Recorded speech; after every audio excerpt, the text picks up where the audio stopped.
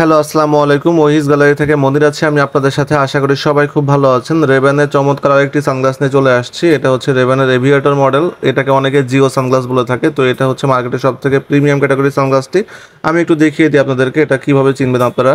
তো এটার একটা হ্যান্ডেল বারে হচ্ছে মডেল নাম্বার দেওয়া থাকে, আরেকটা হ্যান্ডেল বারে মেড ইন ইটালি লেখা থাকে। তো এটা আসলে চোখে মেলানো খুব কষ্ট, কারণ একদমই ছোট ছোটভাবে লেখা থাকে।